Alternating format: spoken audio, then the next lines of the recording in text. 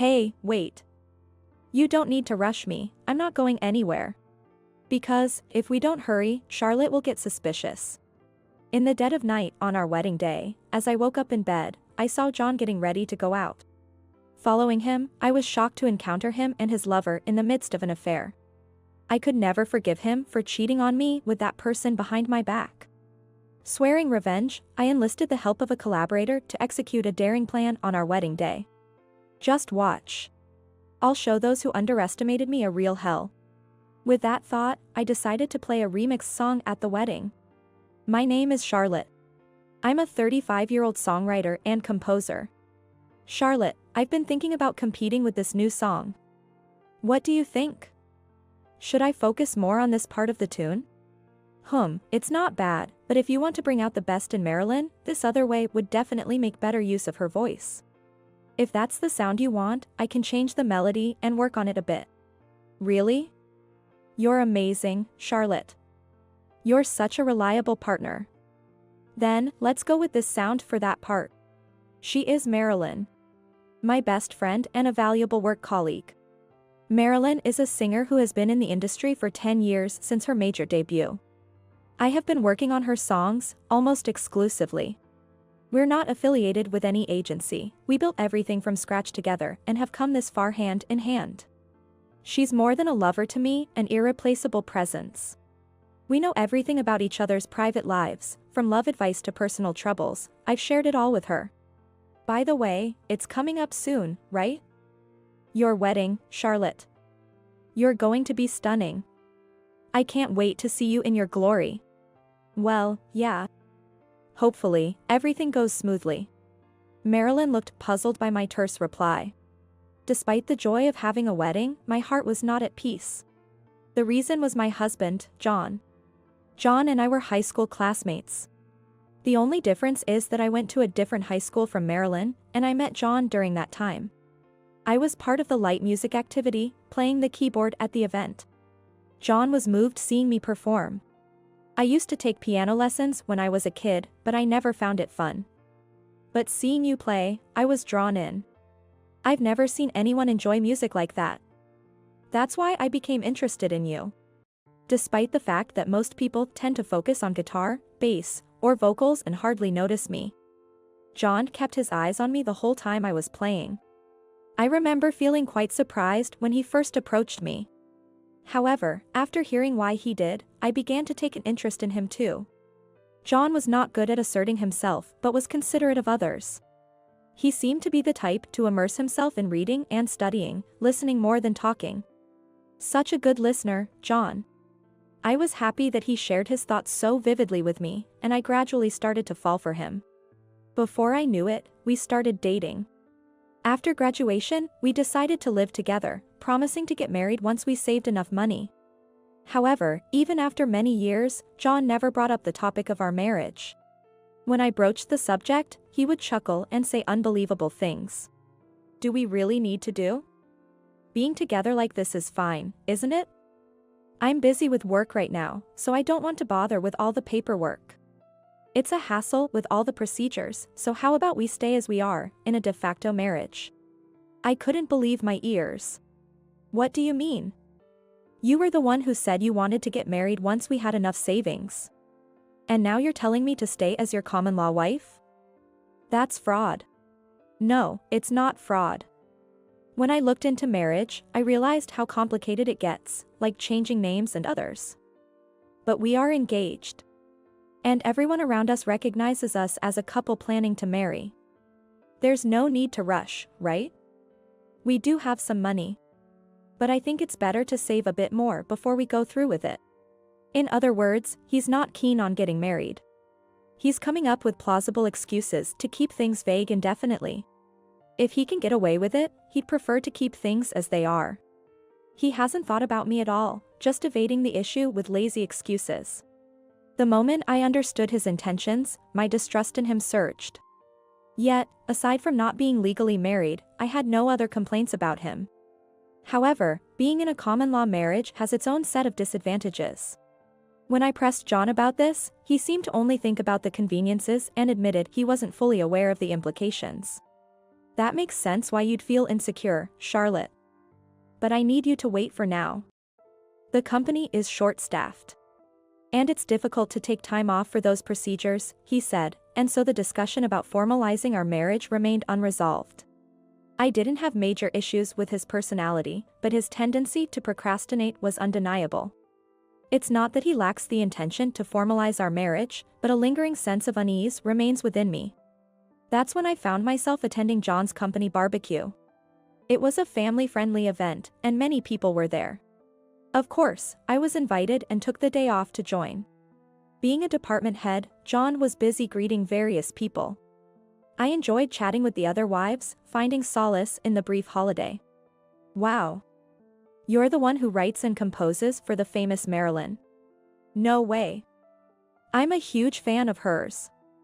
I've been following her since her debut, and I've been encouraged by your songs so many times. Many attendees were fans of Marilyn, around the same age group, and I was thrilled to receive compliments on my work and Marilyn's. Suddenly, a woman I didn't know joined our circle and addressed me. Nice to meet you. Are you John's wife? Her name was Amelia Thomas. She's the president's daughter of John's company, and I knew her by name. However, that was only because John had mentioned her. We had never met before. I wondered why she recognized me. Nice to meet you, Ms. Thomas. My husband is always grateful for your support. But it would be rude to question such a thing upon first meeting. I quickly composed myself and greeted her, to which she responded with a meaningful smile. Oh, please, call me Amelia. John is always so helpful, and I thought it'd be nice to greet his wife too. Sorry for barging in like this. Why, I wondered. Without knowing much about Amelia from the first meeting, I felt an air of scheming about her. Beneath her friendly smile seemed to swirl something murky, giving me an eerie feeling. You're John's common-law wife, right? Not planning on formalizing your marriage? Amelia's blunt inquiry startled everyone around, their eyes widening. Although everyone must have had their suspicions, they chose to remain silent out of respect. But she boldly treaded on personal matters without hesitation. Her approach irked me, erasing the smile from my face. Right now, we're both busy with work, so we're just waiting for the right moment to formalize our marriage. But being in a common-law marriage is no different from being officially married. So, it's all okay. But there are many disadvantages to being a common-law wife, right? Like issues with inheritance or not being eligible for certain deductions. Is John opposed to dealing with that? It'd be more reassuring for you if you were legally married sooner. Amelia bluntly voiced the anxieties and grievances I had about John. The more I listened to her, the more uncomfortable I felt. Why should I endure such insensitive remarks from a stranger? It was baffling that someone I just met would dare to touch on such a delicate subject. Filled with anger, dissatisfaction, and anxiety, I looked down. Noticing my discomfort, others kindly offered to go get drinks with me, sparing me further interaction with Amelia. Amelia expressed her dissatisfaction with, I still wanted to talk, but the others, being considerate, intervened. Thanks to that, I had no further contact with her. I wondered why Amelia approached me at that time. The reason would become clear later on. After that, things were peaceful. Work was going smoothly without any hitches. I thought nothing else would go wrong. That was until a certain incident occurred. Has this person been obsessing over you all this time? Marilyn and I had started a blog for promotional activities. Although I usually don't appear in the limelight, due to numerous requests from fans, I also featured in our blog alongside Marilyn. While the majority supported this, some disliked my appearance. One such person was someone with the account name John. Because it sounds the same as John, it just catches our eyes, doesn't it? Don't just laugh it off. We've reported this to the management, but they keep creating new accounts to slander us. It's becoming too persistent. Maybe we should consider taking legal action, like a disclosure request. Other fans are starting to worry too. Yeah, I'll think about it. I gave a reluctant reply to Marilyn's words.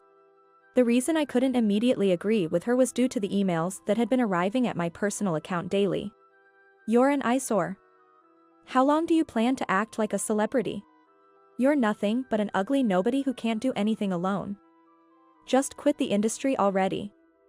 It'd be better for your partner too. You're thinking of making a disclosure request?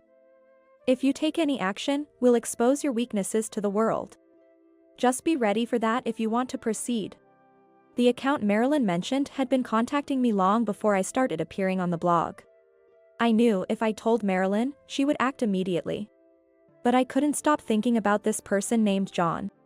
The idea that someone whose name is similar to my husband's name was slandering me seemed too coincidental. I just couldn't shake off this feeling. This harassment had been going on for over 6 months. Suddenly, John brought up the topic of formalizing our marriage. Hey, Charlotte. Don't you think it's about time we made it official?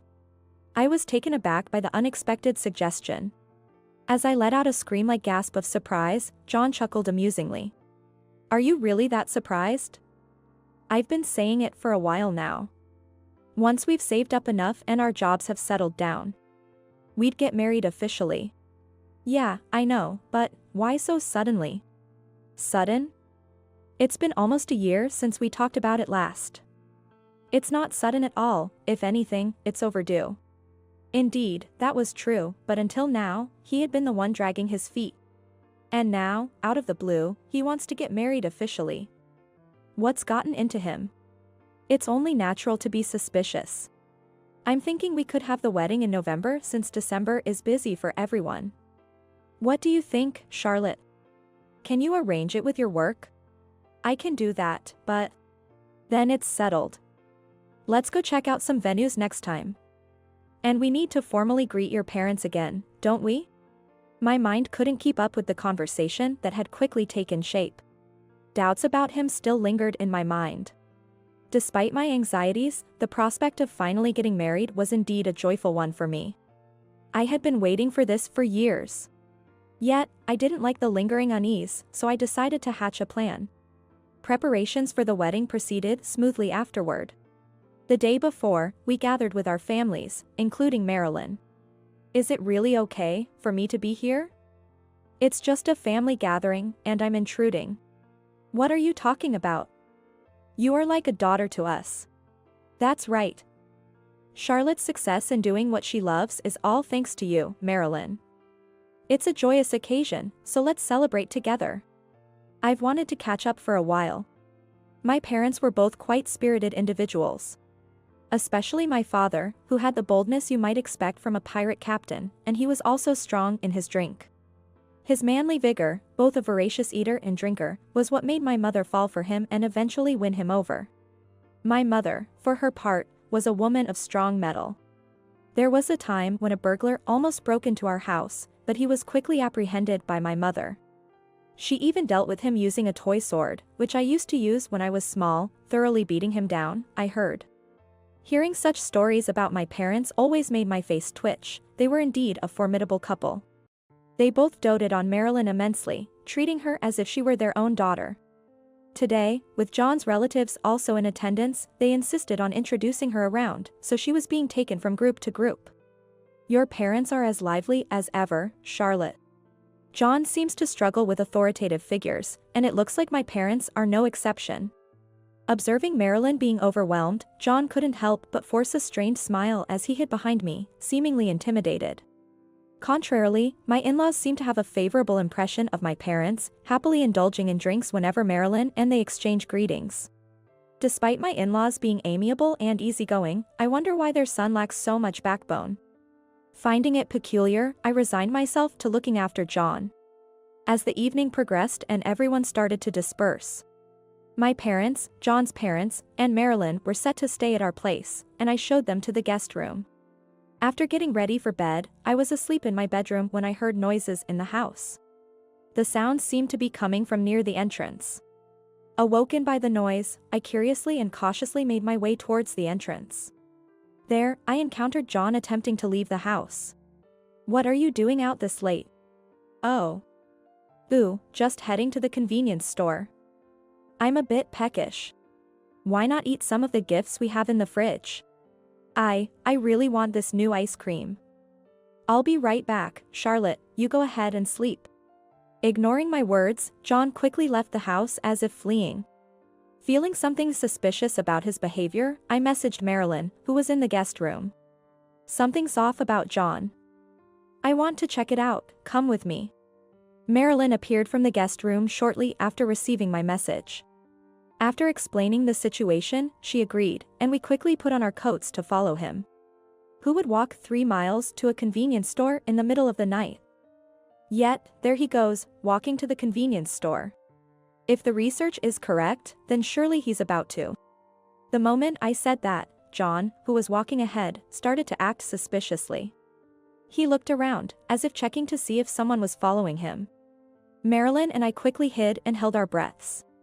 Convinced he was unobserved, he disappeared into a public restroom in the park. Rushing to follow, we soon began to hear voices of John and a woman conversing inside. Let's go around to the back of the restroom and listen in. Following Marilyn's lead to the back, we witnessed a shocking turn of events. Hey, wait. You don't have to rush, I won't run away. But I have to hurry, or Charlotte will get suspicious. Haha. That wife of yours won't notice. She didn't even realize when I approached her at the barbecue, right? To our astonishment, John was having a secret meeting with Amelia. Peeking through a small window of the communal restroom, we saw John and her entangled together. Amelia's sweet moans and John's primal desire for her were chilling to witness. Facing this gruesome scene, both Marilyn and I turned pale. Unbelievable. Having learned the truth, Marilyn trembled with rage, and I, with determination, took out my phone. The restroom window was always slightly ajar for ventilation. This made it easy to film the inside without the two noticing. Oblivious to being recorded, they continued their passionate encounter, like beasts in heat. Feeling nauseous yet determined, I filmed until their deed was done, and then Marilyn and I hurried home. We were up all night, preparing for a certain plan. And on the morning of the wedding day, despite the heavy drinking, my parents showed no signs of a hangover as we headed to the venue. There, of course, were John's boss, President Thomas, and Amelia. They were invited because I had made a point of talking to them at the barbecue. Perhaps too dumb to notice from yesterday included today's invitation. For now, they can think of me as foolish. Because I'm about to show them a real hell. As I pondered this, the time to make our entrance finally arrived. John was smiling happily beside me, but I managed the situation with a forced smile. However, the moment the entrance music started, John's smile vanished, and his face went pale. What the hell is this? Incredibly, the music that was supposed to play during our entrance had been replaced with the inappropriate conversation between John and Amelia from the previous day, and their disgraceful voices were now exposed to everyone in the venue. Confused and panicking, John didn't understand what was happening. While I watched, Amelia also became frantic, and Mr. Thomas glared at them both with a stern look. Hey, someone stop this. What the hell is going on? Oh, there's no need to stop it. This is simply showcasing evidence of your secret meeting with her last night, I said as I took the microphone from the host and began to disclose everything to the guests who had gathered. I deeply apologize for reporting this under these circumstances to all of you who have gathered here today. I, Charlotte, will not formalize my marriage with John. The venue was abuzz with the sudden announcement. Meanwhile, the inappropriate voices of the two continued as background music, leaving all the guests in confusion. Explain what this means. You guys stop this audio. Do you think this is acceptable? Amelia, panicked and glared at by Mr. Thomas, showed her true nature as she charged at me with bloodshot eyes. Marilyn stood in front of me to protect me, smirking provocatively at Amelia. Why are you in such a hurry? Is it because you're the voice in this audio? What? Amelia was shocked, as if she couldn't believe Marilyn knew about it. Marilyn and Amelia had no connection, and there was no way Marilyn could know her. Yet, why? Amelia seemed to ask with her expression, to which Marilyn smirked wickedly. Then, she appealed to everyone to pay attention to the screen behind me. Ladies and gentlemen, you must be very curious about who the individuals in this exchange are. Today, we have a fantastic act to show you. Please watch attentively. At Marilyn's signal, the venue staff started playing a video on the screen. It was footage capturing the entire incident from the previous day, leaving all the guests speechless. John's parents covered their mouths in shock, their faces pale. Mr. Thomas watched in silence, and my parents observed the video just like him. "Stop it, please, stop it. What is this? Explain what's going on. It's you who should be explaining." Despite the affair being exposed, Amelia continued to show a defiant attitude, to which I shouted angrily. At my voice, Amelia flinched as if startled. Ignoring the bewildered John and Amelia, I explained everything from the beginning to everyone present. "Let me explain what's happening. Amelia here is the daughter of a company executive where John works, and they've been having an affair. This video was filmed last night, showing they were meeting secretly. John and Amelia were shocked to realize their actions had been discovered. The guests were appalled by the horrifying details I shared, all of them looking at the two as if they couldn't believe it. Their relationship has been going on for almost 2 years. I've been waiting for John to formalize our marriage, and suddenly, 6 months ago, he brought up the topic. In fact, Charlotte was receiving terrible harassment on her blog at that time. The account name was John. We thought her husband might be behind it. But it turned out differently. I hired a detective and contacted a lawyer to investigate everything from the account to John. And I learned a shocking truth. It was revealed that it wasn't my husband but someone else. This person sent me harassing messages in a very masculine tone, trying to tear apart my marriage. Upon investigation, it was discovered that the person using the name John to harass me wasn't my husband but Amelia. Standing right there. What? Amelia's face showed panic as everything was revealed. John, too, seemed unaware of the confession and was lost for words. By the way, we have proof. Additionally, we discovered a diary-like record on this account's social media, detailing the interactions between Amelia and John. The screen displayed documents gathered by the detective. From the diary mentioning me to slanderous comments and information obtained through disclosure requests. All the evidence was laid bare. There was no escaping it. Amelia, completely cornered, turned pale, her earlier boldness completely gone. I've been receiving harassing emails like this daily from this account. It all started around the time I attended John's workplace barbecue. There, she approached me, asking intrusively why we weren't married yet, embarrassing me in front of everyone. I recounted, glaring at them with indignation, the anger from that time surging within me. And when I found this blog, I realized her approaching me in public was deliberate. The blog detailed the day she approached me, revealing her feelings at the time. It was written that she envied me being with John and had deliberately made contact to harass me. She had intentionally acted to drive a wedge between John and me, aiming for a divorce. Upon learning the truth, the guests looked at the two with disdain, while my mother-in-law sobbed miserably out of shame. My father-in-law, enraged, hung his head and clenched his fists, trembling with anger. "This is why I'm canceling our official marriage here. This isn't some kind of illegal filming. What you're doing is a crime. This is outrageous. Why didn't you talk to us before taking such drastic measures? There was no need to bring this up in front of everyone." Their nonsensical rebuttals left the guests, and Marilyn, utterly flabbergasted. In the midst of this, my anger erupted, and I lashed out at them with harsh words. "Why are you acting like you're the victims here? Do you even comprehend the gravity of your actions? Well, how could you even think of marrying me after such vile acts? Just looking at your face now disgusts me. Can you understand how repulsive it feels to be wearing this dress because of you? Who would have thought that the reason I'd be wearing my dream wedding dress was for such a debacle? John could never understand the depth of this pain. Every time I see this dress, I'll be reminded of today's events, living with the betrayal you've caused. Can you even fathom the extent of this pain?" It was the first time I had ever yelled at John. Realizing the gravity of the situation, he was at a loss for words, speechless. With them reeling, I turned my gaze to Mr. Thomas, delivering one final blow. "Don't think this is over. Do you understand why I attempted to have a ceremony with someone I had no intention of formalizing marriage with?" Faced with my pointed question, both John and Amelia were silent, unable to come up with an answer. To them, I delivered the final blow. It was to corner the two of you socially. At that moment, Mr. Thomas, who had been silent, stood up and approached the stage. "Excuse my sudden intrusion. I am Amelia's father and the president of the company where John works. In fact, I had been informed about this situation in advance by Charlotte." "Dad."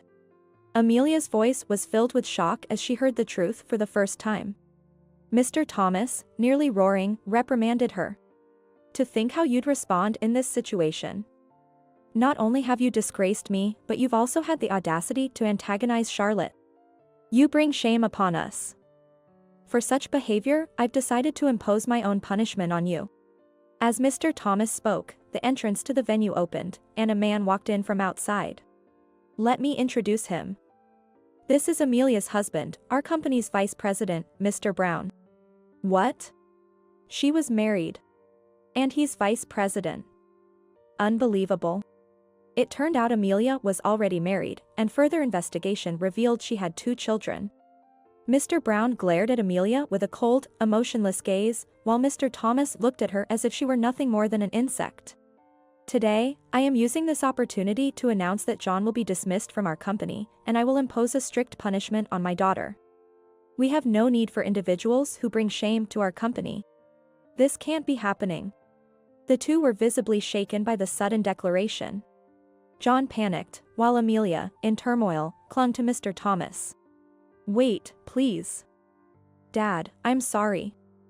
I'll cut ties with John, and I won't ever do anything like this again. Please."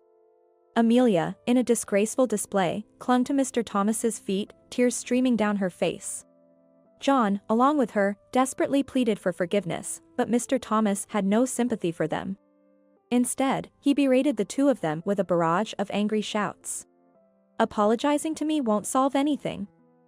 Do you even know who you should be apologizing to? I don't care about scum like you.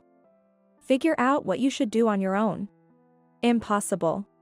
Faced with the harsh words from Mr. Thomas, John felt utterly helpless. Contrary to John's despair, Amelia refused to give up. Fearing the loss of her status, she desperately apologized to Mr. Brown. However, Mr. Brown, just like Mr. Thomas, did not entertain her pleas.